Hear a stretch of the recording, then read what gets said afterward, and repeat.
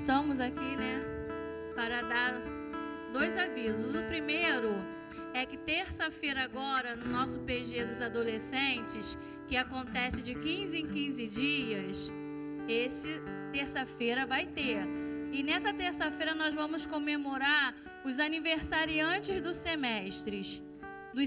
Então, você que fez aniversário de janeiro a maio, venha estar conosco, adolescentes, traga um amigo. Não esqueça de trazer um amigo, porque é o mais importante. Venha comemorar conosco. Nós estamos preparando uma festa para juntos louvarmos e comemorarmos o aniversário. Amém? E o segundo aviso é na nossa próxima reunião das mulheres, que vai ser no dia 11 de junho, às 7 horas. E a nossa palestrante vai ser nossa irmã Ana Paula. Você, querida irmã, já marca esse dia na sua agenda para que você possa estar aqui conosco nesse dia que vai ser abençoado. Amém? Boa noite, irmãos. Graça e paz. Amém? Irmãos, nós temos aí sábado, não sei quem sabe o que vai acontecer no sábado aqui. Abriu ali, ó. Nós vamos ter aqui na nossa igreja um encontro de coros e grupos femininos. Nós teremos aqui 6 corais, 6 dentro de coros e grupos femininos, todos voltados, para a música coral também. E nós gostaríamos de convidar você a estar aqui conosco no sábado. Ali está marcando 17 horas, porque vai ter uma recepção, mas o culto inicia às 18 horas. Bom, nesse sábado agora, dia 30 de maio. Deus abençoe em nome de Jesus.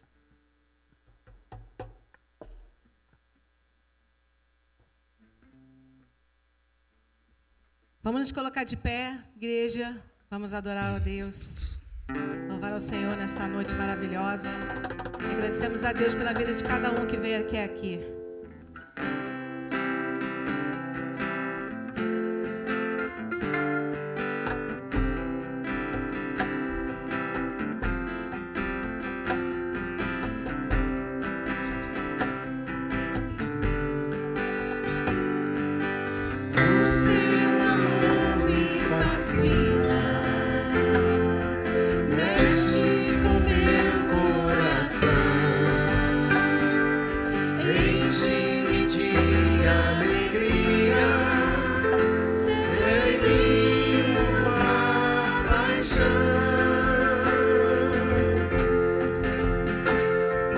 Quero que venha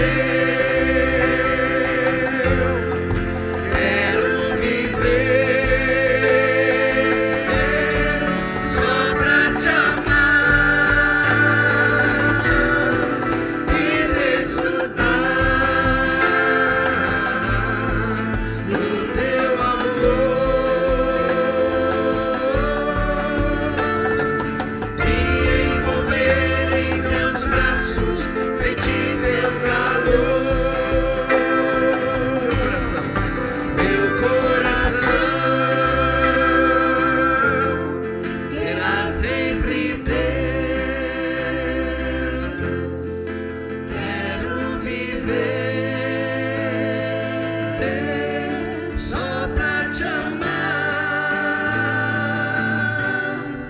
e desfrutar do teu amor, me envolver em teus braços, sentir teu calor, me envolver em teus braços, sentir teu calor,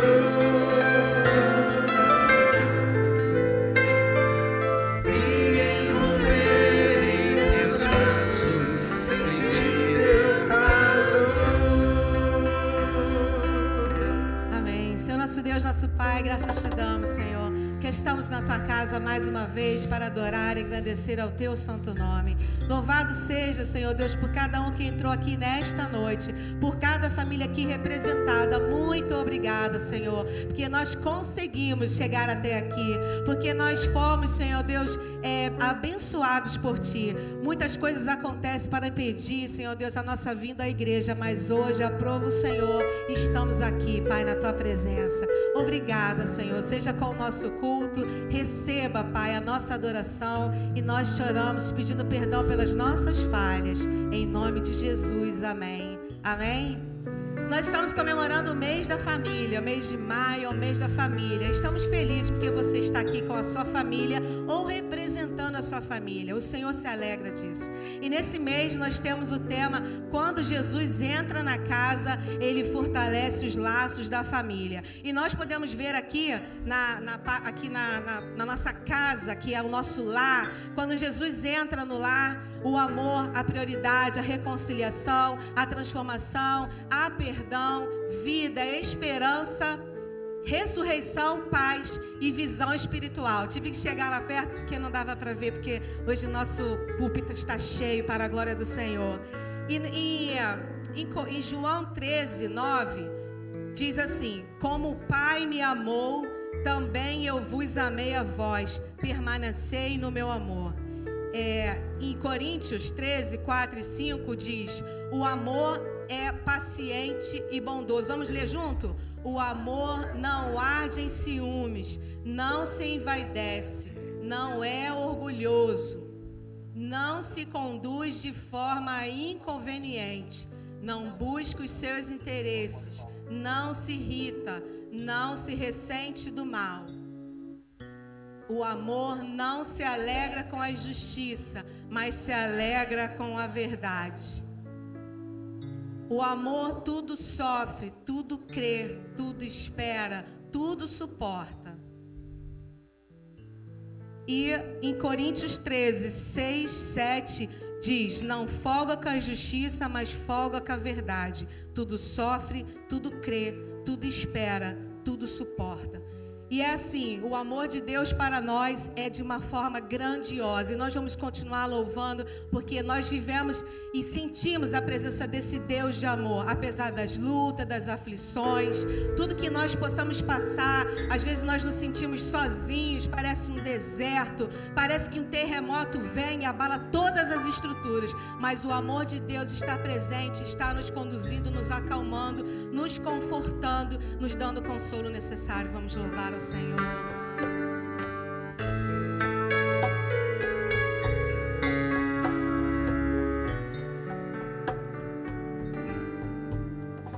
Tantas lutas, tantas dores no deserto, pareço estar, mas entrego os meus temores. Sei que em ti, Senhor, posso confiar. Quero trazer à memória aquilo que me dá esperança. Quero trazer à memória aquilo que me dá esperança.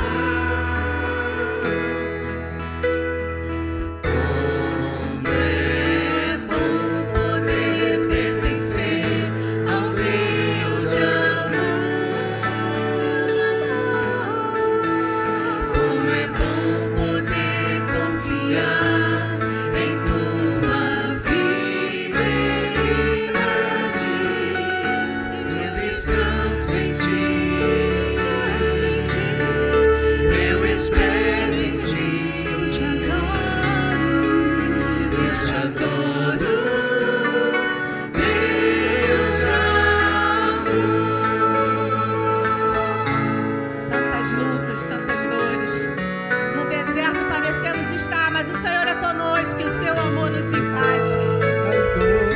Como é bom no deserto. Pareço estar, mas te entrego os meus temores. Sei que em ti, Senhor, posso confiar. Quero trazer à memória aquilo que me dá esperança. Quero trazer à memória aquilo que me dá esperança. Como é bom poder pertencer ao Deus de amor.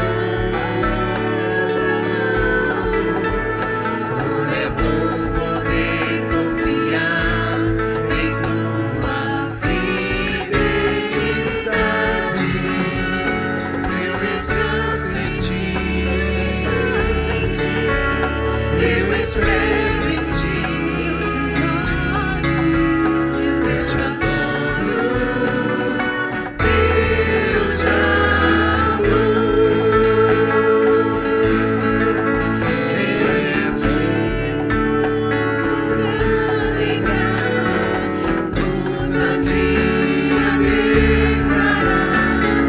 Deus é quem eu sirvo, nunca falhou e não falhará, não falhará. Como é bom poder pertencer ao Deus de amor. Como é bom poder confiar em tua fidelidade. Eu descanso em ti. Eu espero em ti. Eu te adoro. Deus de amor. Eu descanso em ti. Eu espero em ti. Eu te adoro. Deus de amor. Quero trazer à memória aquilo que me dá esperança. Quero trazer à memória aquilo que me dá esperança. Quero trazer à memória aquilo que me dá Deus de amor. Amém. Louvado seja o nome do Senhor. Glória a Deus. É isso, como é bom poder pertencer a esse Deus de amor. Nós somos filhos desse Deus de amor. Aleluia. Vamos louvar. Porque Deus me ama, Deus me amou e Deus tem ciúmes de mim. O Senhor não quer que eu faça nada diferente, o Senhor não quer que eu desvie meu olhar para nada. O Senhor quer que eu fique sempre nos caminhos dEle, por isso Ele me quer perto dEle. Mas para isso eu preciso conhecer a Sua palavra, eu preciso estar dentro do que Ele quer, fazendo o que o Senhor aprecia, que você possa sentir isso, esse amor do Senhor.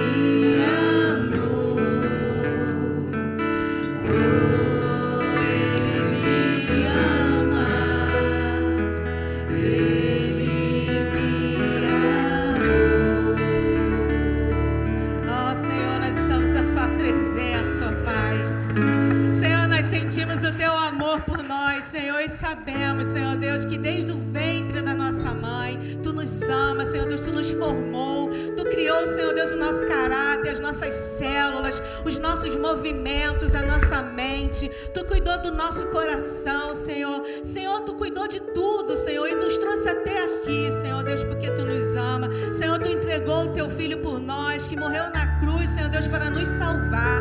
E nós estamos gratos, Senhor Deus. Nós somos gratos a ti, porque sabemos que em ti tudo podemos fazer, Senhor. Sabemos que em ti está a cura, Senhor Deus, de qualquer doença. Senhor Deus, qualquer suspeita, Senhor Deus, nós entregamos nas tuas mãos. Senhor Deus, qualquer tristeza, qualquer depressão, Senhor Deus, nós entregamos nas tuas mãos. Senhor Deus, cuida de nós, da nossa família, dos nossos filhos, tudo que nós precisamos, Senhor Deus, dos nossos planos, dos nossos estudos. Senhor Deus, cuidar da nossa casa, da nossa despensa. Senhor Deus, que nós possamos ser prósperos na nossa despensa, que na nossa cozinha não falte o gás, não falte a comida. Senhor Deus, que não falte a luz. Senhor, porque quando nós estamos em ti, Senhor Deus, tu completa, Senhor Deus, aquilo que nós precisamos, além do alimento para o nosso físico, é o nosso alimento espiritual. E nós sentimos, Senhor Deus, que tu nos ama. Senhor Deus, nós somos especiais para o Senhor. Somos, Senhor Deus, Senhor, a exclusividade sua. Ninguém pode nos tocar e nada pode nos separar do teu amor. Louvado seja o teu nome.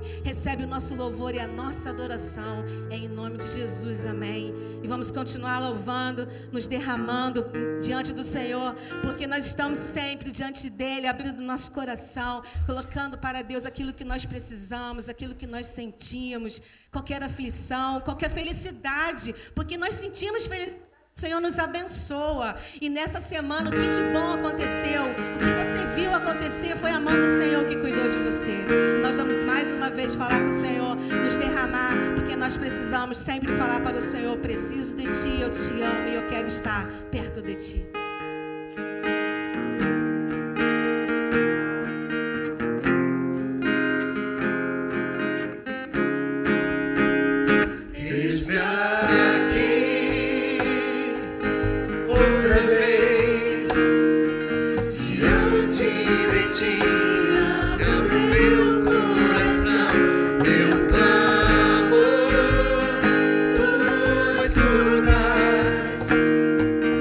Faz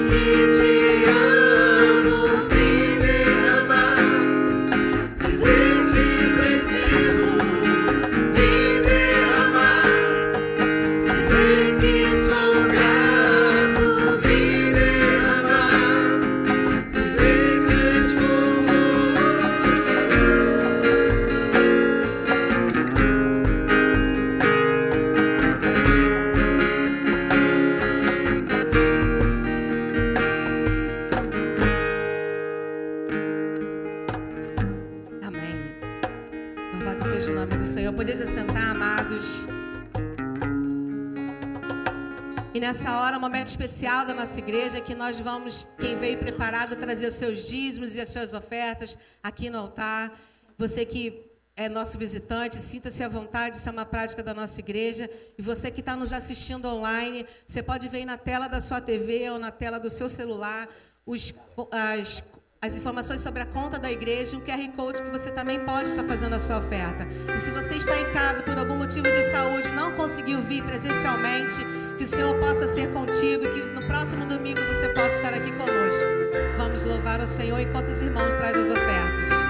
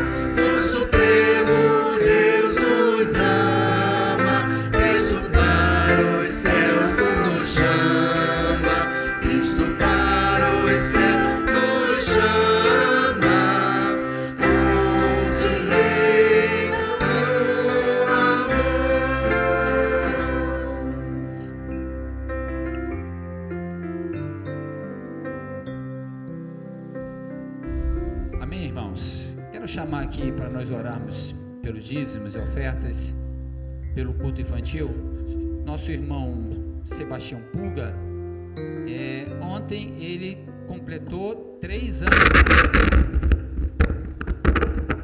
É contigo isso aí, Pulga?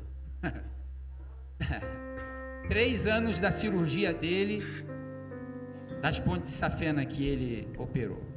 E ele pediu o pastor para orar pela vida dele, agradecendo a Deus por tão grande obra que Deus fez na vida dele. Portanto, meu irmão, vem aqui.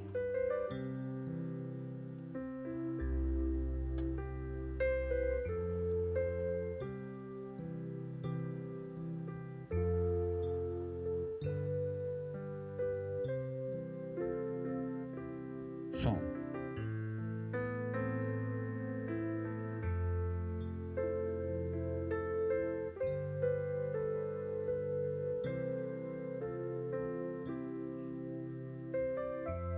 Pessoal, boa noite. É com muita alegria e com muita satisfação que eu comunico a vocês que ontem fez 3 anos da minha cirurgia. Simplesmente eu tenho 3 cabos de aço aqui, 3 cabos de aço, e tive 3 infartos e 5 pontes de safena. E hoje estou aqui falando pela graça e pela misericórdia de Deus e comunicar a vocês que Deus é bom o tempo inteiro. Vamos ficar de pé, irmãos? Vamos orar? Nosso Deus, nosso eterno Pai, graças nós te damos, Senhor Deus, por mais um dia que o Senhor concede às nossas vidas, Senhor Deus. Dia especial, principalmente porque nos reunimos como igreja do Senhor na tua casa para te render louvores, Pai querido. Muito obrigado, Senhor Deus, em especial pela vida do nosso irmão Sebastião Pulga, que vem aqui te agradecer, Pai querido, honrar o teu nome e reconhecer que ele só está aqui pelas tuas mãos, pela tua graça e pela tua misericórdia. Recebe, Senhor Deus, o seu agradecimento, que queremos que é do fundo do seu coração. Ó Deus, abençoe também o culto infantil, as tias, as crianças, que elas possam ali também, na linguagem delas, Pai querido, receber no seu coração a mensagem do Senhor. Também abençoe os dízimos e ofertas, Pai querido, que teus servos trouxeram à tua casa, que eles possam ser usados com temor e tremor diante do teu trono, para que a obra do Evangelho aqui em Guadalupe possa ser expandida. Essa oração nós fazemos e o fazemos no nome de Jesus. Amém. Os irmãos podem sentar.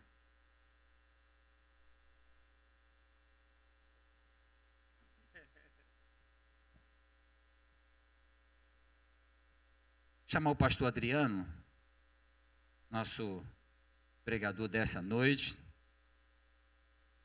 nosso pregador vizinho, né? Porque Marechal é vizinho a Guadalupe, da primeira igreja batista de Marechal Hermes.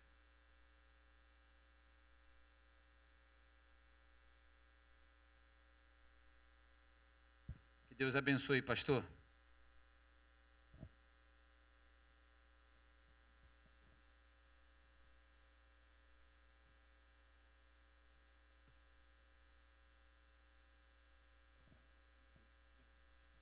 Meus irmãos, boa noite, a graça do Senhor Jesus, amém?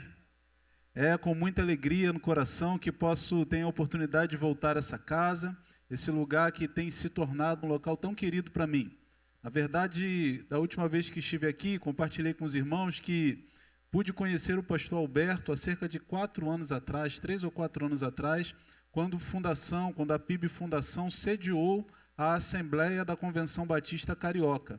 E naquele dia nós participamos da mesma equipe de trabalho que era de local, templo, o orador do ano seguinte, e fomos bem-sucedidos naquele trabalho, creio que sim, não tivemos problemas, uma plena aceitação, mas naquele momento começa um relacionamento que eu creio foi plantado pelo próprio Deus. Ainda não sabia, mas cerca de 2 anos depois, eu viria pastorear a primeira batista de Marechal Hermes, do outro lado da Avenida Brasil, ali pertinho da estação de trens de Marechal. Então, assim que vim, fiz contato com o pastor Alberto. Falei, pastor, lembra de mim? Agora eu estou aí pertinho, somos vizinhos. E desde então, o Senhor nos permitiu algumas vezes tomarmos café juntos, orarmos juntos e buscarmos a face do Senhor para que o Espírito Santo de Deus possa estar guiando tanto a igreja de fundação como a igreja de Marechal, de acordo com a sua plena vontade. Então, por isso, para mim, é um motivo de grande alegria poder estar aqui nessa noite compartilhando a palavra de Deus com os irmãos. Eu gostaria, sem mais delongas, convidar os irmãos a abrirem as suas Bíblias na carta do apóstolo Paulo aos Efésios. Efésios, capítulo 5.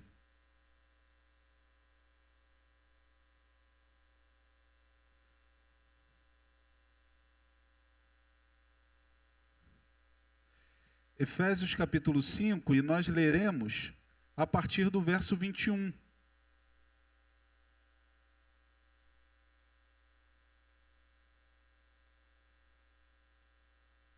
Efésios 5, 21, e eu gostaria que você me acompanhasse um pouquinho além do capítulo, porque leremos os 4 primeiros versículos também do capítulo 6, ok? Leamos então a palavra do nosso Deus. Sujeitem-se uns aos outros no temor de Cristo. Esposas, que cada uma de vocês se sujeite ao seu próprio marido, como ao Senhor, porque o marido é o cabeça da esposa, como também Cristo é o cabeça da igreja, sendo ele o próprio o salvador do corpo. Como, porém, a igreja está sujeita a Cristo, assim também a esposa se sujeite em tudo ao seu próprio marido.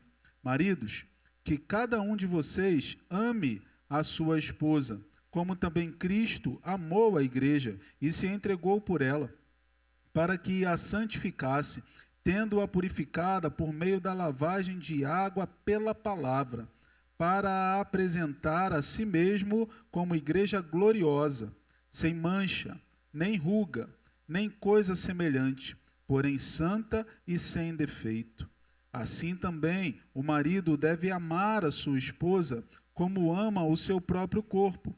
Quem ama a esposa ama a si mesmo, porque ninguém jamais odiou o seu próprio corpo. Ao contrário, o alimenta, cuida dele, como também Cristo faz com a igreja, porque somos membros do seu corpo.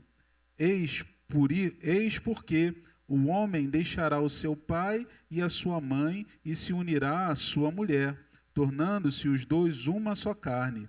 Grande é esse mistério, mas eu me refiro a Cristo e à igreja. No entanto, também quanto a vocês, que cada um ame a própria esposa como a si mesmo, e que a esposa respeite o seu marido. Capítulo 6, versículo 1. Filhos, obedeçam a seus pais no Senhor, pois isso é justo. Honre seu pai e a sua mãe, que é o primeiro mandamento com promessa, para que tudo corra bem com você, e você tenha uma longa vida sobre a terra. E vocês, pais, não provoquem os seus filhos à ira, mas tratem de criá-los na disciplina e na admoestação do Senhor. Até aqui, palavra de Deus. Vamos orar?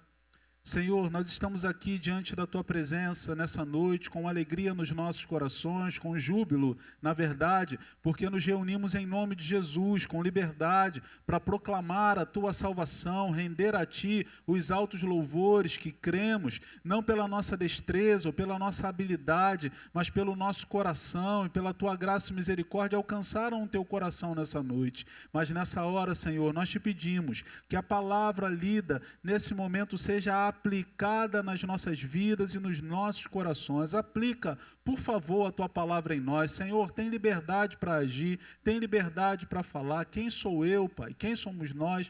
Ó Deus, eu sou um simples servo, mas diante da Tua presença eu me submeto à Tua vontade, para que, ó Deus, o Teu Espírito Santo tenha liberdade de trazer a Tua palavra às nossas vidas e os nossos corações nessa noite. Oramos em nome de Jesus. Amém. Irmãos, possivelmente, se você for visitar qualquer igreja batista nesse mês, você se deparará com o tema família. Ainda que tenha sido só no início ou no final, mas esse é o mês onde os batistas eles se voltam e começam a observar, começam a tratar, começam a lidar com as causas que dizem respeito à família. E não é simples trabalhar família, principalmente nos nossos dias, porque parece que esse tema tem se tornado extremamente complexo. Na verdade, as configurações de famílias dentro da nossa sociedade têm sido difusas. Boa parte das famílias brasileiras hoje tem como chefe de suas famílias mulheres. Sim, é verdade. Basta você fazer uma simples pesquisa e você vai ver que a mantenedora de muitas famílias hoje no Brasil são mulheres, porque não são casadas, porque perderam seus maridos ou por diversos motivos. Existem pais que criam seus filhos, maridos que criam os filhos sozinhos, porque também perderam as suas esposas. Ou, em outros casos, avós, que se tornam responsáveis pelos netos e são o sustento daquela casa. Então, nós podemos ver que a família, ela sofre muito nos nossos dias e na nossa sociedade. além desse tipo de configuração que já falei com os irmãos, nós também temos uma grande pressão social, porque vivemos num mundo ou vivemos num país que, ainda que possamos dizer que a igreja não esteja sendo perseguida diretamente, mas algo é muito claro para nós: os nossos valores estão sendo perseguidos diariamente. É só você ligar a televisão, é só você ouvir o rádio. Parece que ser cristão é coisa de outro mundo, parece que assumir o evangelho de Jesus para a sua própria vida é algo que não tem mais valor, porque na verdade as pessoas têm ensinado que o correto é viver uma vida de pecado, uma vida de distância do nosso Deus. Cada um vive como quer, e isso não tem nada a ver com o amor plantado pelo nosso Deus. Quando pensamos em família, devemos levar a nossa mente ou o nosso pensamento a Gênesis, ao início da Bíblia, porque na verdade o Senhor, quando Ele cria a humanidade, Ele cria homem e mulher, e Ele diz, Ele dá uma ordem: olha, vocês devem se multiplicar, vocês devem crescer, vocês devem povoar a terra, vocês devem dominar a natureza, não oprimir a natureza, mas dominar a natureza, gerir a criação. Esse é o papel de vocês. Irmãos, isso aponta para nós de que o nosso Deus, Ele cria a família, mesmo antes de criar a igreja. A igreja Jesus cria lá no Novo Testamento, mas lá no Antigo Testamento, o Senhor cria a família. A família é muito importante para Deus. O Senhor disse: façamos o homem à nossa imagem e à nossa semelhança. Irmãos, Deus é um Deus trino. Quantos aqui são alunos da EBD, Escola Bíblica Dominical? Digam amém. Amém, glória a Deus. Então você já tem estudado a Bíblia Sagrada e você sabe que o nosso Deus é um Deus trino. Ele é Pai, Ele é Filho, Ele é Espírito Santo. No judaísmo se chama de unidade composta. Isso quer dizer que um Deus que vive, um único Deus que vive de uma forma perfeita, em Pai, Filho e Espírito Santo, em três pessoas distintas, esse Deus, quando Ele vai criar o homem, quando Ele vai criar a humanidade, Ele não está pensando em criar um indivíduo, claro que não. Ele também está pensando em criar uma comunidade que se relaciona. Assim como o Pai, Filho e Espírito Santo são perfeitos na sua relação, o Senhor também criou a família para que ela fosse perfeita em todos os seus relacionamentos. Mas a Bíblia diz, e você conhece, sabe bem, que o pecado entrou na humanidade e aí ele trouxe um problema muito sério. Porque o pecado, ele atrapalha a relação do homem com Deus. Adão, onde tu estás? Eu ouvi tua voz e me escondi. Você pecou, Adão, mas foi a mulher que tu me deste. Ele atrapalha a relação com a mulher, ele atrapalha a relação com o familiar. A mulher, o que houve? Olha, eu fui enganada pela serpente. Atrapalha a relação do homem com a criação. Então o pecado, ele atrapalha a relação do homem com Deus. Ele atrapalha a relação dentro da família, ele atrapalha a relação da criação, com a criação ele prejudica absolutamente tudo. Mas o nosso Senhor Jesus foi aquele prometido lá no Gênesis, que esmagaria a cabeça da serpente, amém? Ele desfaria as obras de Satanás, ele venceria o inimigo de nossas vidas, ele veio ao mundo desfazer as obras do diabo.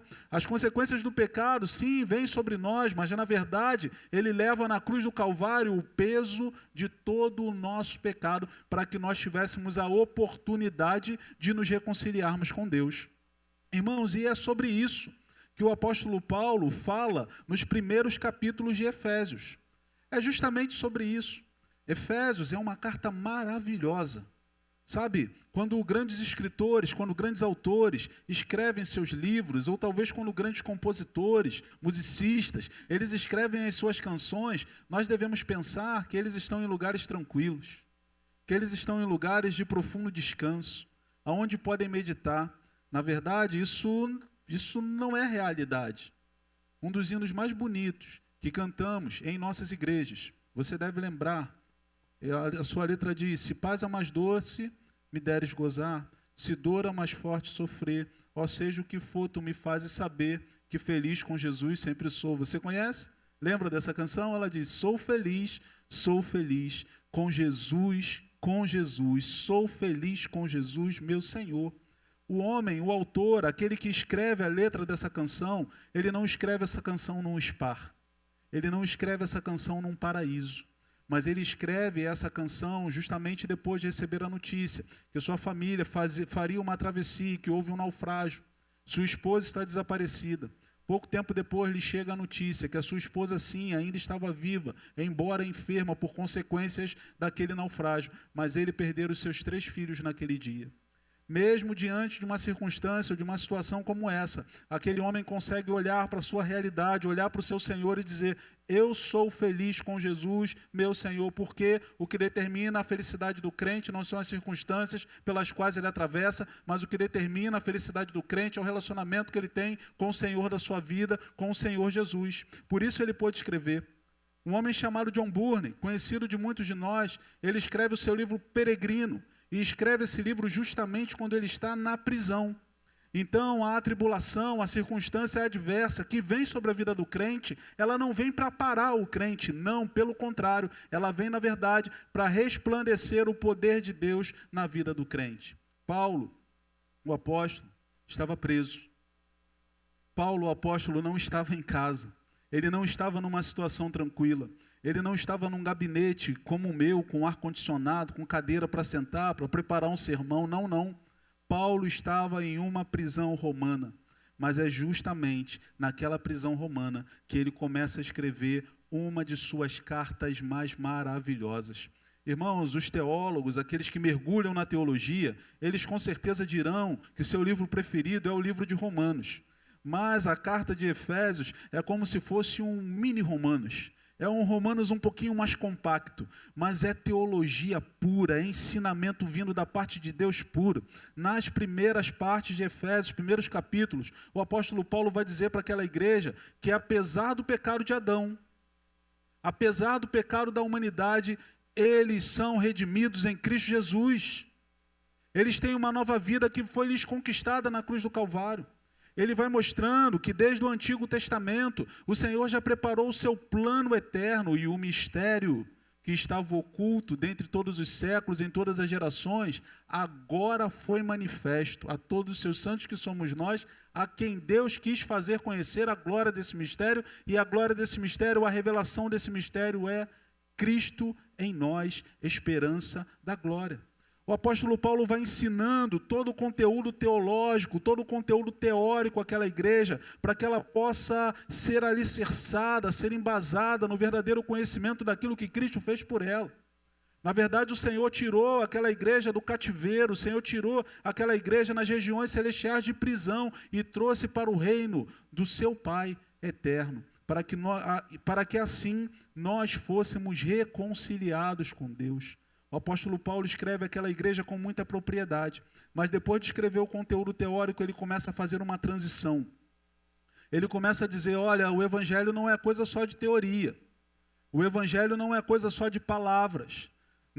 Você não é mais crente porque você conhece as histórias da Bíblia ou porque você conhece a teoria do ensinamento da fé. Não, o evangelho é algo que precisa ser praticado.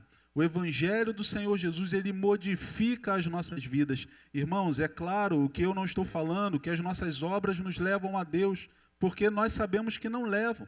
Nós, os cristãos, não praticamos boas obras para que alcancemos a graça e a misericórdia de Deus. É pelo contrário, porque fomos alcançados por Deus, porque fomos alcançados por sua graça e misericórdia, nós praticamos boas obras em gratidão ao nosso Senhor. O apóstolo Paulo ensina àquela igreja que já que eles foram alcançados por Cristo, agora eles precisavam evidenciar Cristo nos seus relacionamentos. Ele fala como deve ser a relação dos servos. Ele fala como devem ser as relações no trabalho. Ele fala como precisam ser as relações dentro da sociedade. Porque eles são sal, eles são luz, eles precisam viver em santidade, porque vivendo em santidade, eles refletem a glória do nosso Deus, do próprio Deus. Irmãos, muitas vezes, quando estamos lá no mundo, as pessoas dizem para nós assim, você é crente, você pensa que você é melhor do que a gente? Você pensa que você é quem? A pessoa te chama lá no seu trabalho e diz assim, vamos beber, e você diz, eu não bebo não. Ah, é porque você é crente, então você não pode beber. Passa uma menina, um menino bonito e a pessoa do seu trabalho diz, olha lá, vamos mexer, vamos falar, fio. Eu não sei mais se fala assim hoje em dia, mas vamos mexer com aquela pessoa lá. Vamos lá, vamos buscar uma oportunidade. Você fala, não, eu não faço isso porque eu sou cristão, eu temo ao Senhor. E as pessoas começam a olhar para você dizendo, você pensa que você é melhor do que a gente? A gente nunca disse que era melhor do que ninguém. Mas sabe o que é isso? Pelo simples fato de você se posicionar corretamente, aquele que está vivendo uma vida de pecado fica incomodado. Ele se incomoda. Porque pelo simples fato de não ser dominado pelo pecado, essa simples ação demonstra para todo mundo que você não é escravo do pecado, mas muitas pessoas o são. E ao invés de sair daquela situação, muitas vezes eles apontam pedras para nós. Mas isso não deve servir de algo que nos faça desistir do testemunho, da vida de santidade e da caminhada cristã. Pelo contrário, nós devemos permanecer firmes, santidade, buscando nos parecermos cada vez mais com o nosso Senhor Jesus. Mas qual a base para que isso possa acontecer nas nossas vidas? Como faremos isso? Paulo diz que a base que nós devemos utilizar é a mesma que Cristo utilizou. É o mesmo princípio. A fórmula não vai mudar. A continha matemática não é diferente. Aquilo que Cristo fez, nós precisamos fazer. E o trabalho que Cristo fez foi baseado no amor. A Bíblia diz que Deus amou o mundo de tal maneira que para que todo aquele que nele crer não pereça, mas tenha a vida eterna. Baseados no amor, o nosso comportamento é transformado, o nosso comportamento é mudado e a partir dali começamos a evidenciar a vida de Cristo. Mas depois de falar como vivemos na sociedade, ele começa a afunilar o processo. Ele começa a chegar mais pertinho das nossas entranhas, nas nossas relações mais íntimas. Paulo fala que esse amor tem um efeito profundo na família. Ele está ensinando, irmãos, assim como ensina aos filipenses, que Cristo, sendo Deus, não usurpou de alguma forma ser igual a Deus, mas a si mesmo se esvaziou. Tomando forma de servo, semelhante ao homem foi. Ele se humilhou até a morte e morte de cruz. Cristo, o Filho, se submeteu à vontade do Pai para cumprir o plano de salvação. Então, aquele que é justo, aquele que nunca cometeu pecado, aquele que é perfeito em todos os seus caminhos, agora ele se faz homem, ele encarna, ele vem a esse mundo e se sujeita à cruz para que a igreja pudesse ser salva. Mediante a esse exemplo, ele começa a trabalhar com a igreja e Paulo começa a explicar como aquela igreja deve proceder. Eu fui criado em igreja, desde pequenininho. Eu fui batizado, minha mãe diz que com 2 semanas eu fui apresentado. Então não tinha aquele período longo. Hoje em dia, quando o bebê nasce, às vezes ele fica 3, 6 meses sem aparecer na igreja por conta de vacina, um monte de coisa. É muito tempo, né?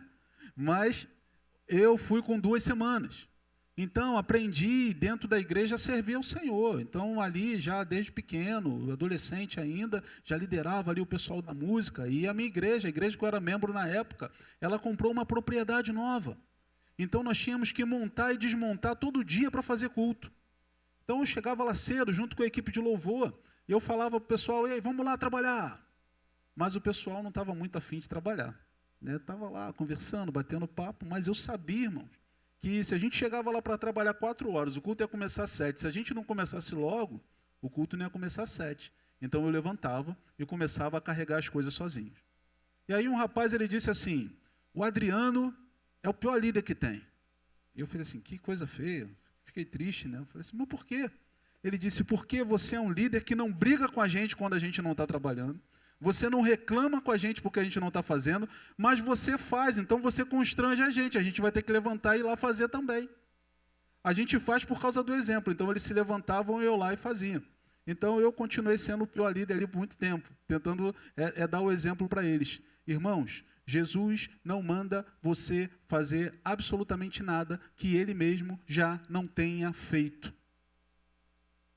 O texto no versículo 21 começa dizendo, sujeitai-vos uns aos outros.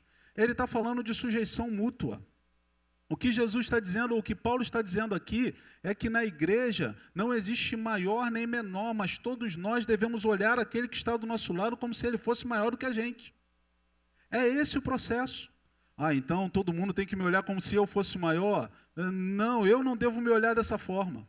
Eu devo me olhar como servo. Sabe, na igreja, a brincadeira mais legal que deve acontecer é a brincadeira de gangorra. Quem aqui foi criança e viu uma gangorra? Só eu? Olha isso, gente. Como é que consiste a brincadeira? Você senta de um lado e faz força para quê? Para que o outro suba. É para que o outro suba. E aí o outro pega, faz força para que você suba. Então, na brincadeira de gangorra, não somos nós tentando subir na cabeça do nosso irmão. A brincadeira de gangorra não somos nós tentando humilhar os nossos irmãos. Não somos nós tentando defender a área, sendo territorialistas. Não, na brincadeira de gangorra, eu desço para que o meu irmão suba. Foi o mestre que disse isso, quando ele falou assim, olha, nisso lá fora, no mundo, os maiores mandam nos menores. Mas entre vocês não será desse jeito. Nisso vocês serão conhecidos como meus discípulos, em que vocês se amam uns aos outros. A palavra do Senhor nos chama para amar, para uma vida de submissão mútua. Então, na igreja não tem escravo maior do que Senhor. Nessa igreja aqui tinha escravo. Tinha escravo. Nesse primeiro século tinha escravo. Mas o que Paulo está dizendo é: escravo não é maior que seu senhor na igreja. Ou o senhor também não é maior que seu escravo. Nessa igreja aqui, não tinha judeu nem grego, sendo um maior que o outro. Na verdade, o judeu e o grego tinham o mesmo tamanho na caminhada da fé. Não tinha diferença entre homens e mulheres nessa igreja, porque todos eram iguais diante do Senhor. Sujeitai-vos uns aos outros. Não é isso que está escrito aí no 21? Sujeitai-vos uns aos outros no temor de Cristo. Trate aquele que está do seu lado como sendo superior a você. Independente se ele é homem, mulher, jovem, criança, você está ali para servir aquela pessoa. Ok? Amém? É isso que Paulo está dizendo. Mas, a partir dali, ele começa a fazer uma divisão de como isso deve funcionar dentro da família. Eu não sei, você possivelmente mora no Rio de Janeiro, então você vê campeonato de futebol. Talvez você já tenha visto ali um campeonato de futebol, e talvez você torça para algum time de futebol. E se você já teve a oportunidade de ver um jogo de futebol, com certeza terá daqui a pouco, porque estamos às vésperas de uma Copa do Mundo.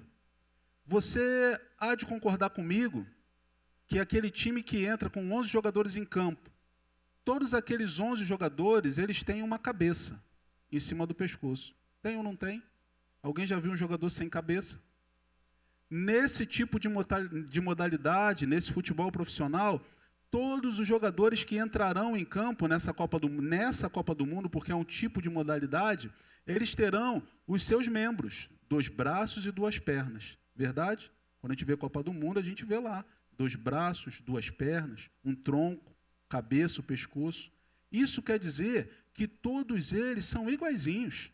Se você colocar um ser humano do lado do outro, você vai ver um ser humano igualzinho ao outro. Talvez um pouquinho maior, o outro um pouquinho menor, um pouquinho mais gordinho, o outro um pouquinho mais magrinho, mas todos eles são seres humanos, todos eles têm as 2 pernas, os 2 braços, todos eles têm a cabeça, todos eles são humanos.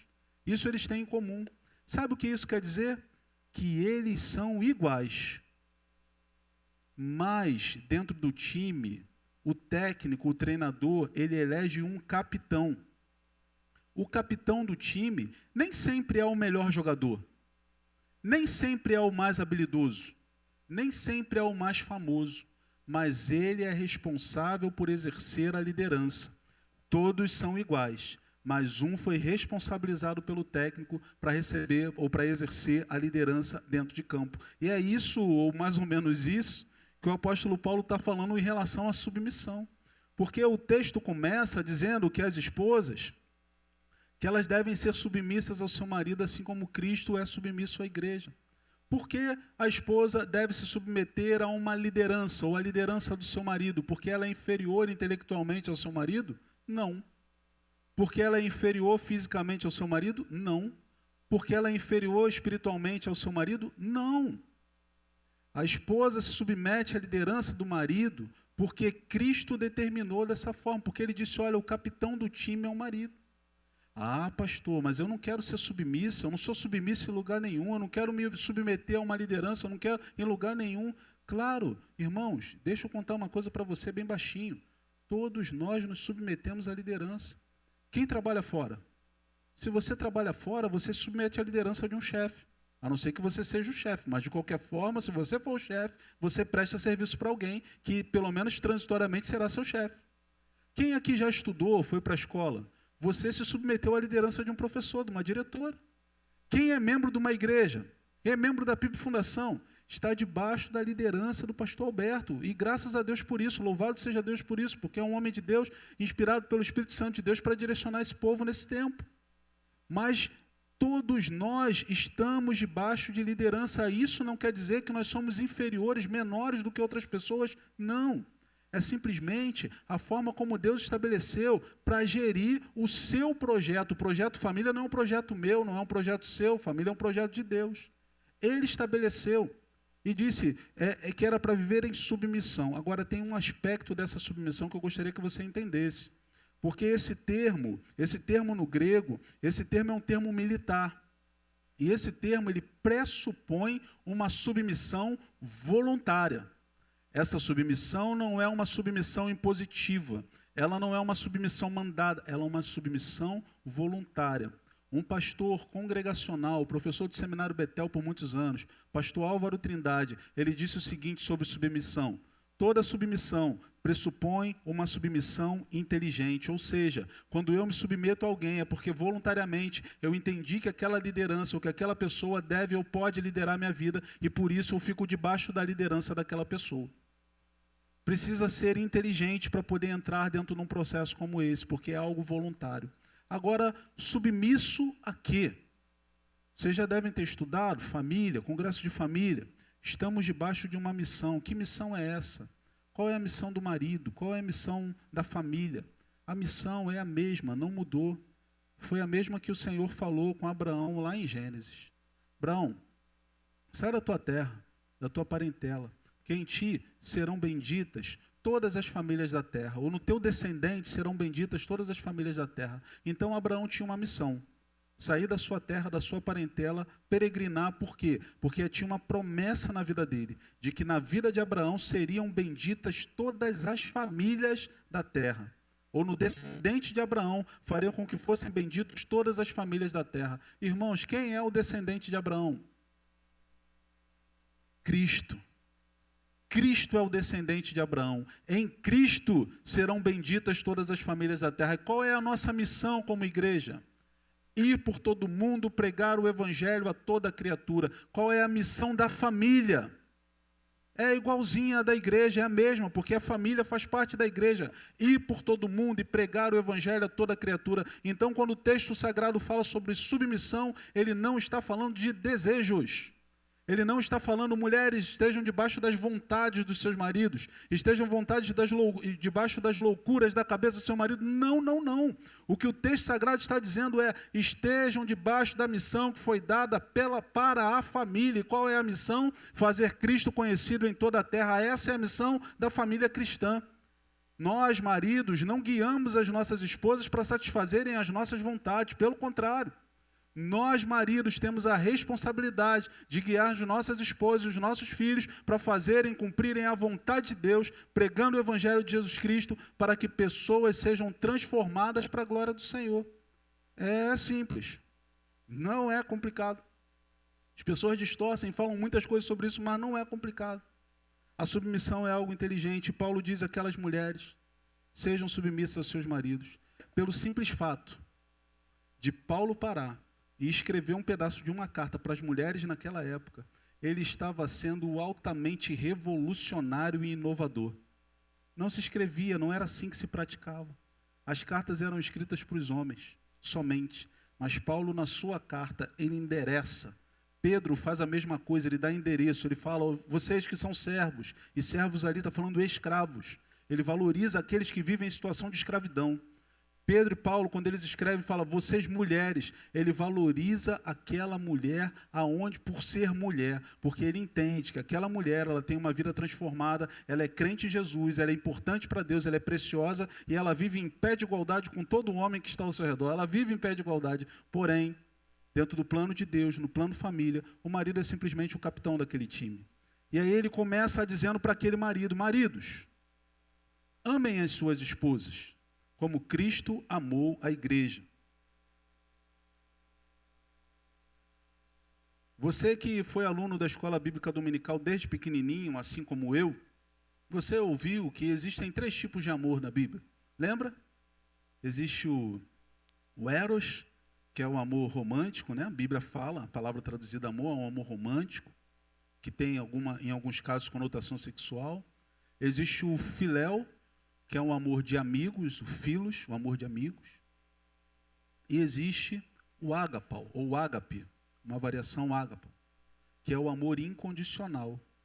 Esse amor ágape é o amor que Deus tem pelos homens, é o amor que Deus tem pela humanidade, que levou a entregar a vida da cruz do Calvário.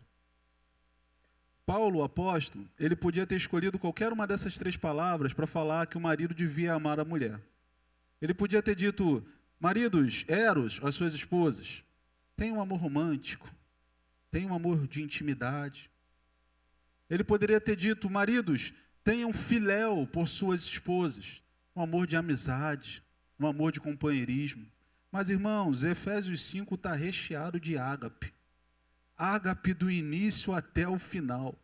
Ele está dizendo assim, maridos, ágape, sabe, o ágape que Deus teve quando ele enviou Jesus à cruz do Calvário para morrer pelo meu e pelo seu pecado?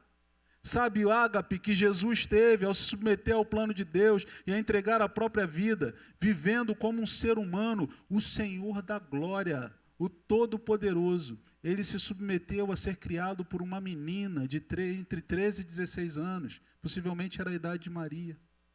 Maria alimentou Jesus, Maria trocou a roupinha suja de Jesus, Maria deu banho em Jesus. Irmãos, Deus não precisava passar por nada disso, mas por amor, ele passou por todo esse processo para que eu e você pudéssemos ser resgatados. Então o que o Paulo está dizendo para aqueles maridos é, olha, o amor de Jesus, a forma como Jesus lidou com a situação, o amor de Jesus que excedeu, que alcançou, é esse amor que precisa estar nos seus corações em relação às suas esposas. Amem com ágape, amem com todo o amor, amem com amor sacrificial, assim como Cristo deu a sua vida na cruz do Calvário. Por vocês, estejam dispostos a dar as suas vidas por suas esposas. É difícil, né? É difícil. Fala para mim assim, como é que faz isso, pastor? No final eu falo. Como é que a gente vive essa sujeição, essa submissão, esse amor perfeito? No final eu falo. Mas o fato é que Cristo, ou que Paulo, ele dá como referência o amor de Cristo para nortear as nossas relações, os nossos relacionamentos. Irmãos, o lar do cristão não pode ser o lar de gritaria. O lar do cristão não pode ser o lar do xingamento. O lar do cristão não pode ser o lar onde aqueles vizinhos dizem assim, lá vai o cristão. Olha lá o cristão. É crente dentro da igreja, mas aqui fora é terrível. Certa vez contam que uma criancinha, ela chega para o pastor e fala assim, pastor, eu quero morar na igreja. O pastor falou assim, que é isso, menino? É mesmo? Quer morar na igreja? Por quê? Porque em Salmo está escrito que um só dia nos seus atos vale mais que 1000 em qualquer outra parte. Ele disse, não, pastor, eu quero morar na igreja porque na igreja mamãe não xinga papai. Papai não bate na mamãe. Na igreja, papai e mamãe não gritam um com o outro. Papai e mamãe vivem em paz. Então, pastor, eu quero morar na igreja. Irmãos, esse não deve ser o lar do cristão, porque o lar do cristão é aquele que reflete, ou deve refletir, o próprio Cristo. Então, ali, naquele lugar, nós resolvemos, sim, as nossas questões, os nossos problemas, mas em amor, de acordo com o amor que Cristo derramou nos nossos corações. É assim que devemos proceder. Ame a sua esposa, marido, como Cristo amou a igreja. Mas o texto continua e, na verdade, ele caminha para o final, quando ele vai abordar a relação entre pais e filhos. Quando ele diz que os filhos, eles devem obedecer aos pais, honrar os pais, eles devem viver uma vida que glorifique a Deus através do relacionamento com seus pais. Irmãos, quantos filhos cristãos estão perdendo a oportunidade de ganhar os seus pais para Jesus? Porque não arrumam um quarto. Porque não arrumam um quarto. Porque uma crise que os pais têm tido hoje é quando eles entram no quarto dos filhos e parece que aquele negócio é virado de cabeça para baixo. É uma bagunça. Eu tenho 2 filhos. Eu tenho um de 21 anos e tenho um de 17 anos. Me disseram que quando o de 21 fosse para o quartel, o quarto ia ficar arrumado. Eu vou lá no reclamar.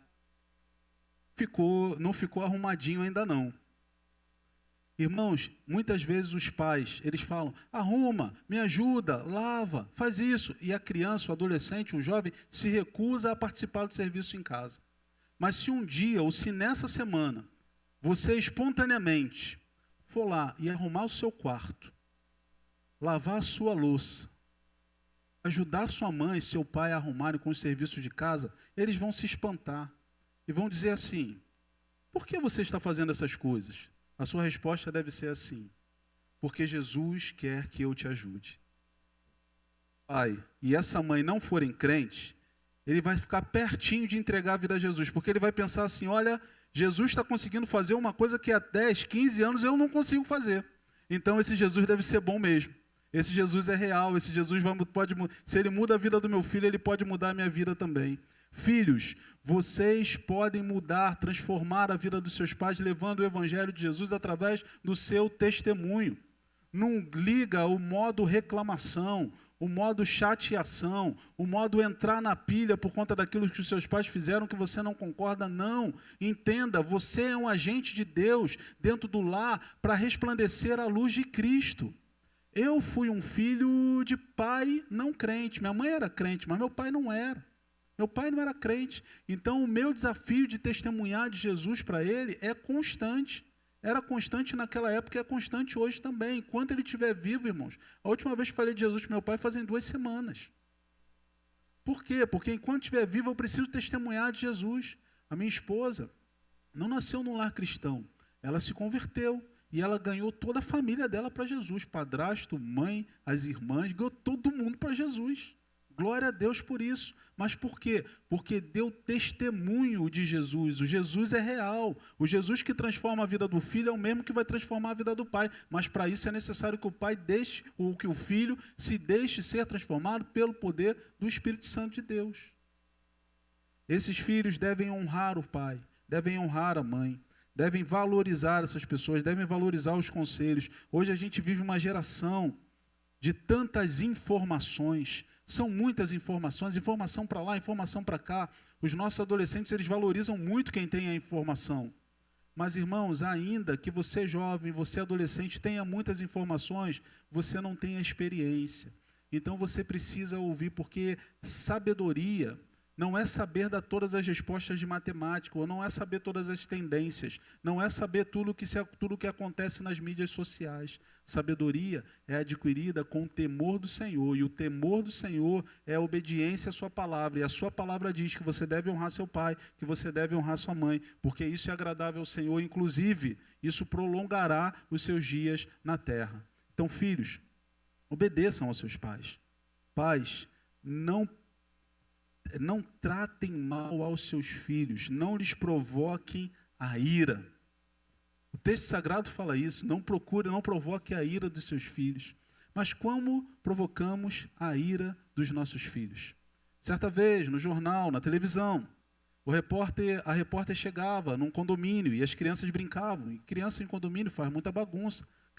Aquela criançada também fazia muita bagunça. Então, aquele condomínio havia sido reformado. E a síndica, bem durona, estava lá, no dia da reportagem. A repórter perguntando como foi essa reforma, como funciona aqui todo o processo de organização. Vejo que o seu prédio, seu condomínio é muito bonito. Ela disse, olha, foi assim, gastamos tanto, nos preparamos, a prefeitura não nos ajudou, mas nós fizemos. Então ela contou como foi aquela história. Então passou uma criança jogando bola. E a repórter, ao ver que aquela síndica era uma síndica durona, Chamou a criança e disse assim: olha, como é que você faz agora para brincar aqui? Porque a síndica é linha dura, ela é braba. Aí eles disseram assim: a síndica é braba, ela é linha dura. Mas moça, ela é braba, ela é linha dura porque ela gosta da gente. Ela quer o nosso bem, por isso que ela chama a nossa atenção. Ela é melhor do que o nosso pai e a nossa mãe, que deixam a gente fazer tudo aquilo que a gente quer. Irmãos, como pais, nós não devemos nos omitir das nossas responsabilidades. Pastor, já criei meus filhos, agora sou avô, sou bisavó. Sim, mas a fé que habitou no coração de Timóteo, habitou primeiro no coração da sua mãe e da sua avó, Lloyd e Eunice. Quer dizer, você como vó, vovô, vovó, você também tem responsabilidade dada por Deus de levar seus filhos, seus netos a andarem nos caminhos do Senhor. O profeta, lá no Antigo Testamento, chamado Eli, ele não observou esses pontos. Irmãos, Eli era bom. Eli não era um camarada fraco, era um levita bom. Era um sacerdote responsável, ele conhecia a lei, ele conhecia os procedimentos, ele conhecia até a voz de Deus. Foi ele que ensinou Samuel a discernir a voz de Deus. Ele era bom, ele não era fraco não. Mas aquele homem deixou seu coração se afastar do Senhor porque ele não corrigiu seus filhos. Deus faz uma acusação severa a Eli, diz assim: olha Eli, você honra mais a seus filhos do que a mim. E por causa disso, Eli, que talvez estivesse tentando preservar a vida, Eli, que talvez estivesse tentando proteger os seus filhos, ele gerou a morte, não somente sua, mas dos seus próprios filhos. E o texto termina, o texto da história de Eli, termina com um grande icabor. Foi-se a glória. Por quê? Porque aquele homem decidiu não corrigir os seus filhos em amor. Irmãos, é responsabilidade nossa. É difícil, não é fácil, mas nós precisamos ensinar aqueles que o Senhor nos deu como responsabilidade no caminho em que eles devem andar, ainda que eles tenham mais de 20 anos. A ONS está dizendo que a adolescência foi prorrogada e agora vai até 26 anos de idade. A ONS falou isso. Até 26 anos de idade, está dizendo que é adolescente. Aí você começa a entender alguns comportamentos dessa pessoa que mora contigo em casa. Nós devemos ensinar os nossos filhos no caminho que devemos andar. Mas como faremos isso? Só podemos fazer isso se nos apropriarmos da palavra de Deus através do apóstolo Paulo, que ele mesmo fala, lá em Gálatas, capítulo 2, versículo 20. Porque Paulo, quando expõe o amor, quando fala do amor dessa forma, entendendo que o amor é o alicerce, é a base que sustenta aquela família e que, por consequência, sustenta aquela igreja, ele entende que somente um tipo de pessoa pode amar dessa forma. Não são todas as pessoas que conseguem amar dessa forma, não são todas as pessoas que conseguem praticar o evangelho dessa forma, somente um tipo de pessoa consegue amar dessa forma. Ele diz assim em Gálatas capítulo 2, versículo 20: eu fui crucificado com Cristo. Assim, já não sou eu quem vive, mas Cristo vive em mim. Só pode viver o amor verdadeiro de Deus, só pode viver a prática do amor em família de forma genuína, de forma verdadeira, aquele que também, assim como Cristo, foi crucificado, e aquele que abre mão da sua vida para que a vida de Cristo seja vivida. Irmãos, nós só podemos viver famílias que agradem a Deus, pelo poder do Espírito Santo de Deus, e isso só se dará a partir do momento que entregarmos a nossa vida, o nosso coração a Jesus. Pastor, eu já aceitei Jesus, que bom. Seu nome está escrito no livro da vida. Mas a história não acaba ali para a santificação.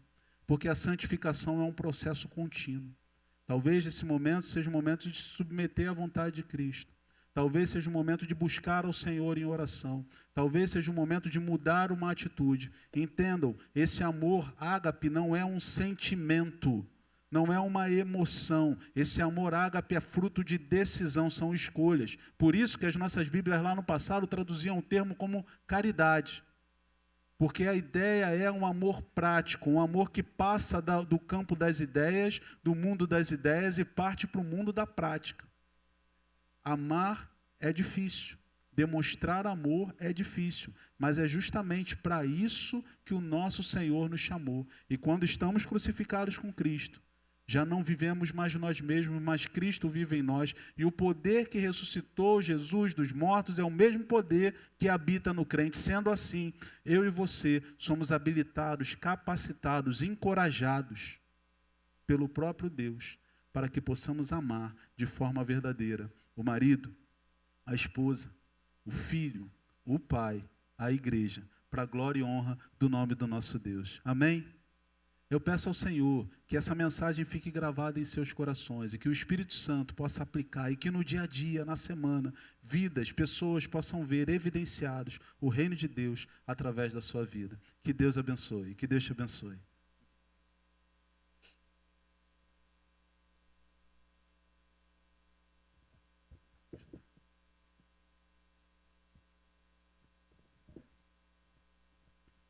Amém, queridos? Deus continue abençoando o pastor Adriano, sua vida, sua família. Seu filho mal tem 21, né?